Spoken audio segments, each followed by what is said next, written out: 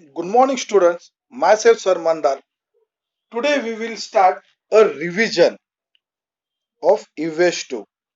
Students, हम आज revision start करने वाले हैं चैप्टर नंबर 1 और चैप्टर नंबर 2 का. Okay, after revision I will say a short story about वीर माता Jijabai. Okay student, so let's start our revision. Maharashtra before Shivaji. Maharashtra before Shivaji. Shivaji से पहले महाराष्ट्र. ये लेसन के बारे में जितने भी question answer fill in the blank से हमें रिवाइज करेंगे. Fill in the blanks. First one, the time in which Shivaji Maharaj live was that of the dash period. जब शिवाजी महाराज थे तभी वो टाइम कौन सा था? Medieval period. Second, fill in the blanks. Shivaji Maharaj establish swaraj in dash. Shivaji Maharaj ने स्वराज एस्टैब्लिश कहाँ किया था? Yes, Maharashtra. Dash means self government. Self government कौन सा था? सेल्फ गवर्नमेंट मीन्स स्वराज्य, खुद का राज्य. Okay. The watandars loved only their dash. वतनदार लोग किससे प्यार करते थे? Answer is jagir. Okay, match the following. Empire empire of Vijayanagar. Vijayanagar का एम्पायर कौन था? Krishna Devaraya. Answer is Krishna Devaraya. Sultan of Ahmednagar. Ahmednagar का सुल्तान कौन था? Answer is Nizam Shah. Sultan of Bijapur. Bijapur का सुल्तान कौन था? Answer is Adil Shah. King of Maharashtra. Maharashtra का किंग कौन था? शिवाजी. मुगल एम्परर. मुगल का एम्परर कौन था? Emperor Akbar. Question number 3, unscramble the jumble letters to get the names. Students, word दिए हुए और ये उल्टा लिखा हुआ है, उसको फाइंड आउट करके हमें सीधा कर लिखना है. The Deshpande and Deshmukh own this dash. Deshpande और देशमुख का क्या था? जागीर. Answer is jagir. One who brought the Deshmukh and Deshpande under his control. किसने देशमुख और देशपांडे को कंट्रोल में लाया? Answer is Shivaji Maharaj. Question number 4, find the odd man out. First is swaraj, slavery, freedom. Answer is slavery. People, subject, king. Answer is king. The answer the following in one sentence. Who own Jagir in Maharashtra. Maharashtra में किसकी जागीर थी? The answer is the वतनदार्स like Deshmukh and देशपांडेस who own जागीर. किसकी जागीर थी? वतनदार्स like Deshmukh और देशपांडेस की. What noble task did Shivaji Maharaj undertake. Shivaji Maharaj ने कौन सा टास्क लिया था? Shivaji Maharaj undertook the noble task of establish Swaraj इन महाराष्ट्र. कौन सा उनका टास्क था? क्या था मेन? स्वराज स्थापित करना है. कहाँ पे? महाराष्ट्र में. Who did Shivaji Maharaj fight against. Shivaji Maharaj किसके अगेंस्ट फाइट करते थे? Shivaji Maharaj fought against the powers that oppress the people. जो लोगों को तकलीफ देते थे उनके अगेंस्ट शिवाजी महाराज फाइट करते थे. What was Hindavi Swaraj based on. Hindavi Swaraj ये किसके ऊपर बेस हुआ था? हिंदवी क्यों स्थापित किया था? तो answer is Hindavi Swaraj based on justice, fair play and equal treatment to people of all castes and religions. Hindavi Swaraj इसलिए स्थापित किया था, यहाँ पे हिंदवी स्वराज में जस्टिस यानी कि न्याय मिलेगा, फेयर प्ले होगा यानी कि किसी को ऊंचा और नीचा नहीं देखा जाएगा, इक्वल ट्रीटमेंट, सबको इक्वल ट्रीटमेंट दी जाएगी। ऑल कास्ट एंड रिलीजन, सभी जाति धर्मों को इक्वल ट्रीटमेंट दी जाएगी। किसमें? हिंदवी स्वराज में। ये मेन था। Fifth one is name the Kings who look after the welfare of their subject. कौन से ऐसे राजे थे, किंग थे, जो सिर्फ अपने कार्यभार वेलफेयर को देखते थे? The Mughal empire Akbar in the north. North में कौन था? The Mughal empire Akbar and the empire Krishna Devaraya of Vijayanagar. और एक किधर का था Vijayanagar? In the south are the king who look after the welfare of the subject. Okay, तो lesson number 2, work of the saints. Saints लोग का वर्क क्या था? इस लेसन में हमने पढ़ा था। अब इसके क्वेश्चन आंसर देखो। Fill in the blank. Sant Namdev was a great devoted of dash.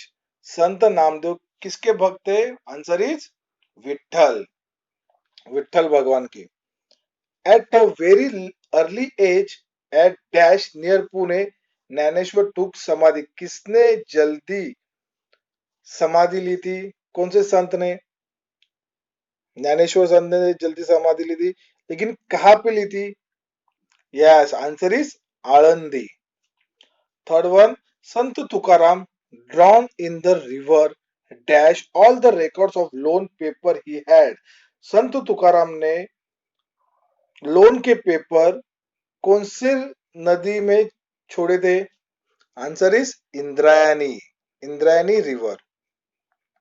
Fourth one, to popularize the worship of strength Samarth Ramdas raise the temple of dash. Samarth Ramdas ने किसका टेम्पल बनाया था? किसके भक्त थे वो? Yes, answer is Hanuman. Muktabai words comforted dash. किसको मुक्ताबाई के वर्ड्स कंफर्ट लगे थे? Answer is Dnyaneshwar. Sixth one is Narayan was the real name of Swami dash. Narayan ये रियल नेम किसका था? स्वामी Ramdas. Answer is Ramdas. Match the following. Shri Chakradhar Swami, Shri Chakradhar Swami ने क्या लिखा था? कौन सी बुक? लीला चरित्र। संत ज्ञानेश्वर, संत ज्ञानेश्वर ने कौन सी बुक लिखी थी? Answer is Dnyaneshwari. संत तुकाराम, संत तुकाराम ने भी कौन सी बुक लिखी थी? आंसर इज तुकाराम गाथा। समर्थ रामदास, समर्थ रामदास ने कौन सी बुक लिखी थी? Answer is Dasbodh. Sant Eknath, answer is भक्ति मार्ग। And Sant Namdev, Sant Namdev, answer is Guru Granth Sahib.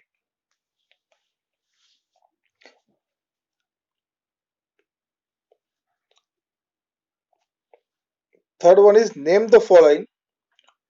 First one, brother of Dnyanba. Dnyanba ये नाम ज्ञानेश्वर का था, ज्ञानेश्वर को भी ज्ञानबा बोलते थे।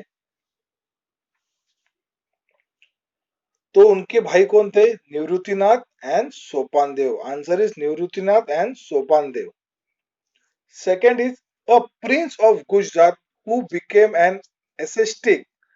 गुजरात के प्रिंस थे, गुजरात के प्रिंस थे, लेकिन वो एक साधु बन गए, एक संत बन गए।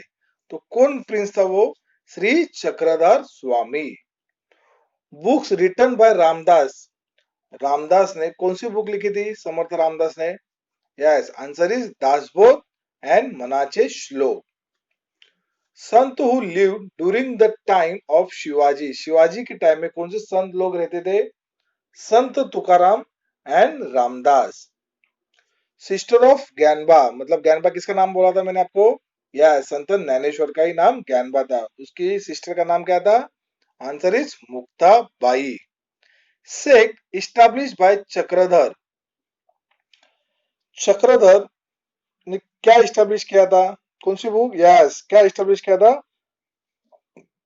महाअनुभव। क्या इस्टेब्लिश किया था? Mahanubhav. Write the answer in one sentence. What discrimination did Shri Chakradhar Swami not believe? Shri Chakradhar Swami ने क्या कहा था, किसके ऊपर विश्वास नहीं रखना है? Yes, Shri Chakradhar Swami did not believe in any discrimination based on gender or caste. Shri Chakradhar स्वामी किसके ऊपर विश्वास नहीं रखते थे? कोई जेंडर और कास्ट, कोई जात नहीं और कोई ये औरत है, ये आदमी है, इसके ऊपर वो उनको विश्वास नहीं रहते थे, सबको एक समान मानते थे। What desire did Sant Namdev instill among the people? संत नामदेव ने लोगों को क्या सिखाया था? संत Namdev instill the people the desire to protect their religion. संत नामदेव ने लोगों को कहा कि हम अपने धर्म को प्रोटेक्ट करेंगे। What was Sant Dnyaneshwar advice to the people? संत ज्ञानेश्वर ने लोगों को क्या advice the? Answer is Sant Dnyaneshwar advised the people to give equal treatment to all and the help those in trouble and allay their misery. संत नामदेव ने क्या advice दिया था? संत नामदेव ने advice दिया था कि सब लोगों को एक साथ ट्रीटमेंट करनी चाहिए और लोगों की मदद करनी चाहिए जो तकलीफ में है वो। How did Sant Tukaram relieve many from their house, many from their loans? संत तुकाराम ने लोगों को लोन्स के कैसे रिलीफ किया? संत Tukaram relieve many from their loans by drawn all the records of loan paper in the river Indrayani. जो लोगों के लोन की पेपर थे, संत तुकाराम ने इंद्रायणी नदी में जो भी रिकॉर्ड्स थे पेपर से, लोन के पेपर लोगों के, वो इंद्रायणी नदी में डुबा दिए। What advice was rendered given by the संत एकनाथ? संत एकनाथ ने क्या एडवाइस दिया था? संत Eknath render advice to the people was not to escape any distinctions of high and low. कोई भी बड़ा नहीं, कोई भी छोटा नहीं, ऐसे संत एकनाथ ने कहा था। So students, मैंने कहा था today we will do revision about chapter number 1 and chapter number 2. So student, yesterday I was promised you, I will say short story about Jijabai. Okay, तो मैंने आपको कहा था वीर माता जीजाबाई के बारे में एक शॉर्ट स्टोरी बताऊंगा, कैसे वीर माता जीजाबाई ने स्वराज में लोगों को कैसे शामिल किया, इसके बारे में एक शॉर्ट स्टोरी है, मैं आपको बताऊंगा।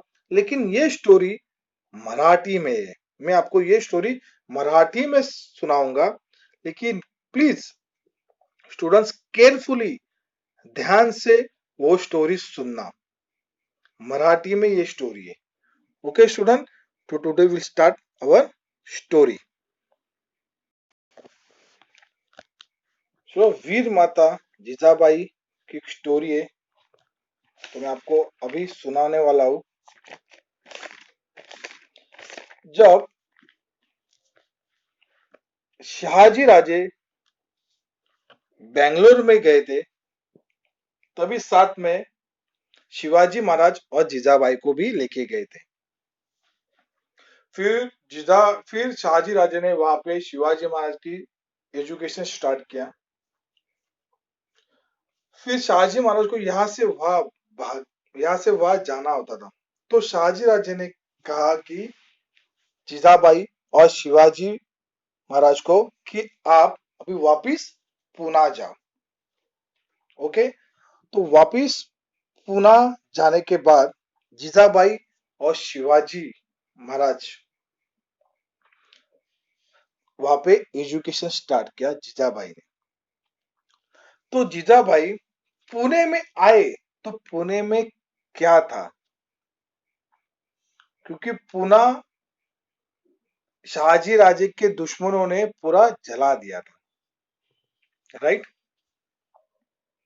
तो जब जीजाबाई पुणे आई थी, तभी कैसे जीजाबाई ने पुणे को बनाया, तो हम अब देखेंगे। शहाजी राजेच्या सांगण्यावरून मासाहेब जिजाऊ पुण्यात आल्या। उदव झालेले पुणे, भकास कंगाल झाले पुणे। सगळी भूमी उजाड करून टाकली. त्याच भूमीत त्याच भूमीत एक प्रहार रोवली होती. तुटकी वन अडकवली आहे आणि सांगितले त्या रयतेला इथे वस्ती जो करेन तो अशुभ, इथे जो वस्ती करेन त्याचा निर्वंश होईल. आणि माणसं त्या भयाने परगंदा झाली. सह्याद्रीच्या कडे कपरा जीव मुठीत ठेवून कसे बसे जगायला लागली. जगण्यासाठी मरायचं आणि मरण्यासाठी जगायचं, अशा अशा त्यांच्या आयुष्याचा अट्टास झाल्या. अशा पुण्यात आल्या माँसाहेब. राज्य करायचं आहे, जहागिरी चालवायची आहे, पण राज्य करावे कोणावर, जहागिरी चालवावी कोणावर? होतो कोण इथं? दगड धोंड्यावर? माणसं होती कुठे? माणसं तर दूर दऱ्या कोऱ्यात कपाऱ्यात परगंदा. माँसाहेबांनी त्या परगंदा लोकांना मारली हाक, या या परत या गावात. पण रयतने विचारले पण रयतेने विचारलं, कोणाच्या भरोशावर? आणि आणि कडाडल्या जिजाऊ, तुमच्या शिवबा राजेच्या भरोशावर. या या राजे समर्थ आहे. पण पण त्याच वेळी रयतेने बोट दाखवून मातीच्या उरात रवलेली एक प्रहर आणि विचारले, कसे यावे, कसे यावे इथं? इथं आल्यावर आमचा निर्वंश होईल. त्याच त्याच सरसरीत माँसाहेब आल्या पुढे मातीला रवलेली पहर दूर फिरकावून दिली.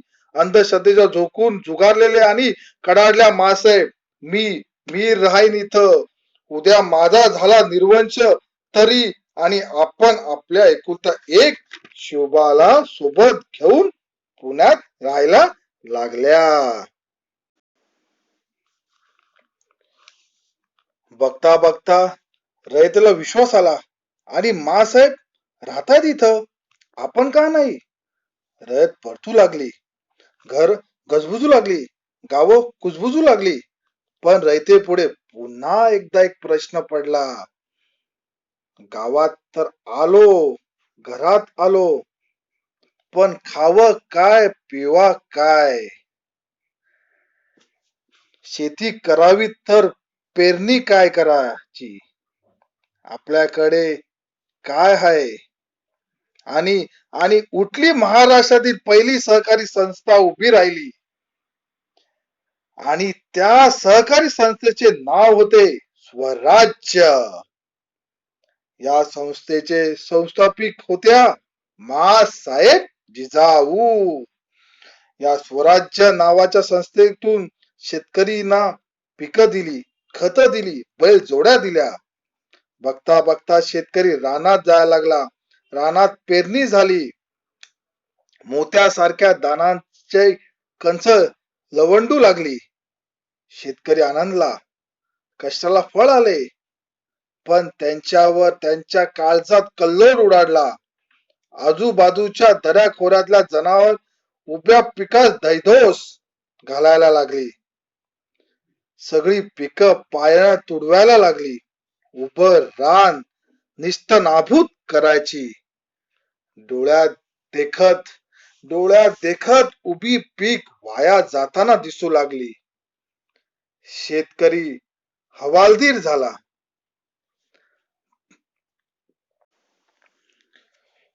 शेतकरी हवालदिल झाला. धावत धावत माँसाहेबांकडे गेला. सांगता झाला, माँसाहेब, माँसाहेब पेरणी तर झाली, माँसाहेब पेरणी तर झाली, पिकं तर आली, मोत्यासारख्या दाण्याची कंस ही लगडली. पण माँसाहेब जनावर उच्छाद मांडतायत, उभ्या पिकात दैधोस घालतायत, सर्व पीक नाशवतायत. काहीतरी करा माँसाहेब, काहीतरी करा. माँसाहेबांना कळून चुकले, पिकं जगली तर शेतकरी जगेल, पिकं जगली पाहिजेत. दुसऱ्या दिवशी माँसाहेबांनी विलक्षण बुद्धीतून विलक्षण युक्ती बाहेर पडली.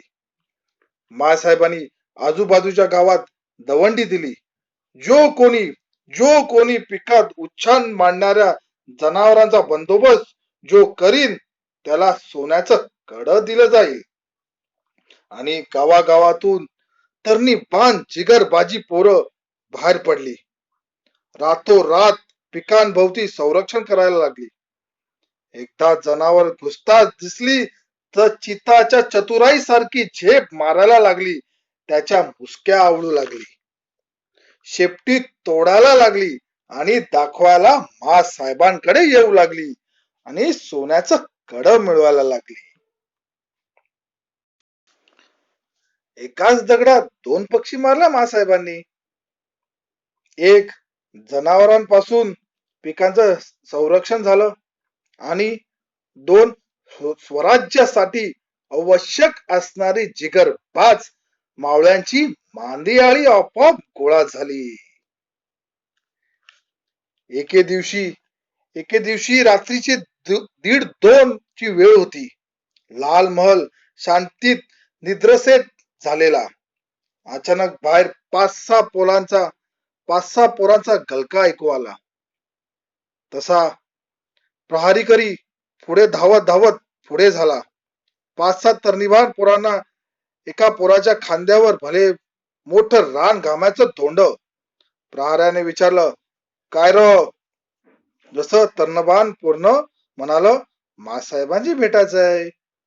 का र? मासाहेबांनी दवंडी दिली तर नव. जो कोणी जनावरांची शिकार करीन त्यांना सोन्याचं कड दिलं जाईल.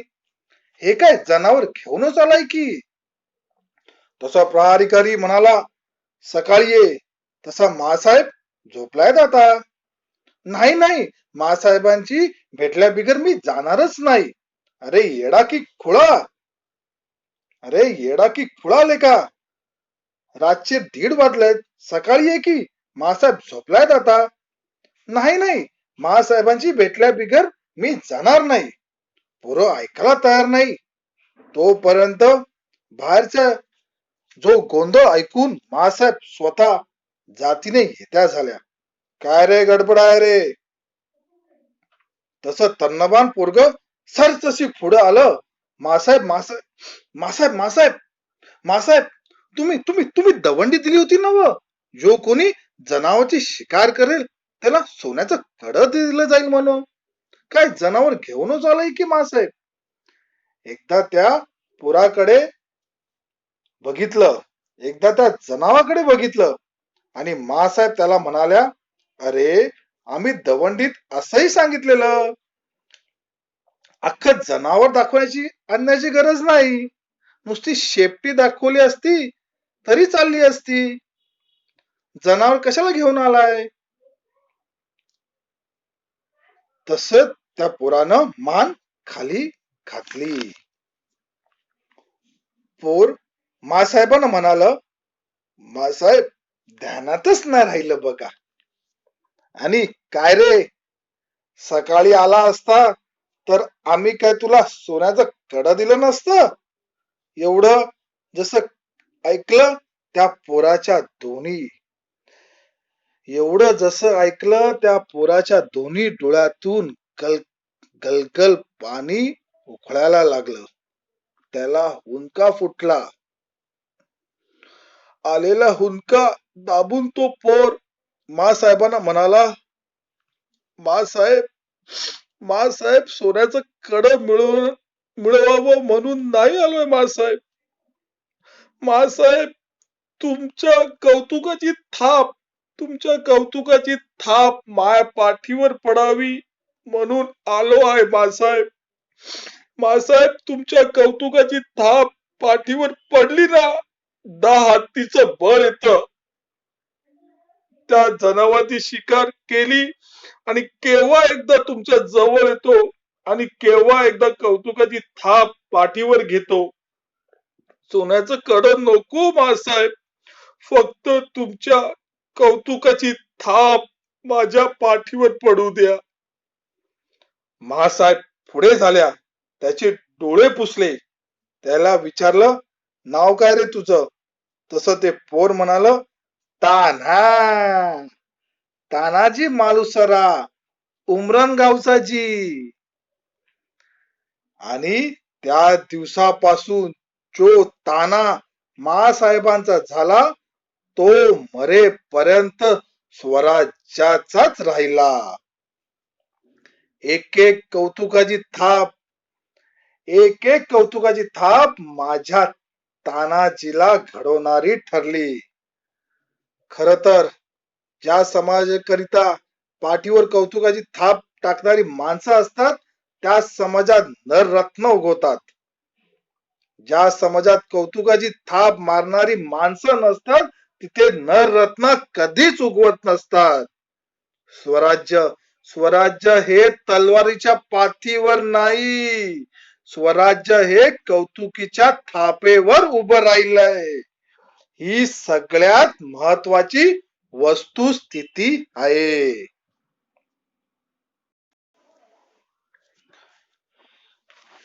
देखा स्टूडेंट्स, ये शॉर्ट स्टोरी वीर माता जिजाबाई के बारे में मैंने कहा था. कैसे वीर माता जिजाबाई ने स्वराज में लोगों को शामिल किया. जिजा माता का ही सपना था स्वराज स्थापित करने का. तो सबसे पहले देखा आपने तानाजी मालुसरे, कैसे तानाजी मालुसरे स्वराज में आए. और ये इमेज, ये जो फोटो है ये तानाजी मालुसरे का है.